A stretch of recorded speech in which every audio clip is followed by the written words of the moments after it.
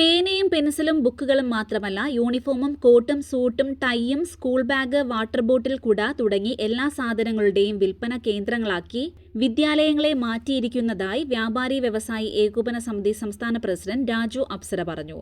Thamarakulam unit വാർഷിക പൊതുയോഗം ഉദ്ഘാടനം ചെയ്ത് സംസാരിക്കുകയായിരുന്നു രാജു അപ്സര. പൊതുവിപണിയിലെ വിലയേക്കാൾ വളരെ കൂടിയ വിലയ്ക്കാണ് സ്കൂൾ മാനേജ്മെന്റുകൾ ഇവ വിൽപ്പന നടത്തുന്നതെന്നും രാജു അപ്സര പറഞ്ഞു. അതുകൊണ്ട് തന്നെ കച്ചവടക്കാരെല്ലാം സജീവമായി വ്യാപാര സംഘടന പ്രവർത്തിച്ചു, ഏകോപന സമിതി പ്രവർത്തിച്ചു. അങ്ങനെ നമ്മൾ ഈ സർക്കാരിന്റെ നയത്തെ തിരുത്തി കടപരിശോധന അവസാനിപ്പിച്ചു. അങ്ങനെ ചുമട്ടുതൊഴിലാളിയുടെ പ്രശ്നങ്ങൾ ഒരുപാട് പ്രശ്നങ്ങൾ അവസാനിപ്പിച്ചു. എന്നാൽ എല്ലാം ഇങ്ങനെ സുഗമമായി എന്ന് തോന്നിയപ്പോഴാണ് 2017 GST വന്നത്. ആ GST വന്ന നിങ്ങൾ ചിലരൊക്കെ മറന്നു കാണും. ഇപ്പൊ എന്റെ 10 വർഷത്തിനടുത്തായതുകൊണ്ട് എന്തായിരുന്നു ആ GST പ്രത്യേകത? ഒരക്ഷരത്തിന്റെ പേരിൽ പോലും നിങ്ങൾ ജയിലിൽ പോകണമായിരുന്നു.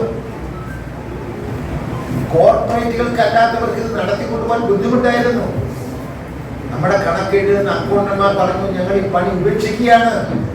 കാരണം ഞങ്ങൾ കണക്കെഴുതും, ഞങ്ങളുടെ കച്ചവടക്കാർ ജയിലിൽ പോകും.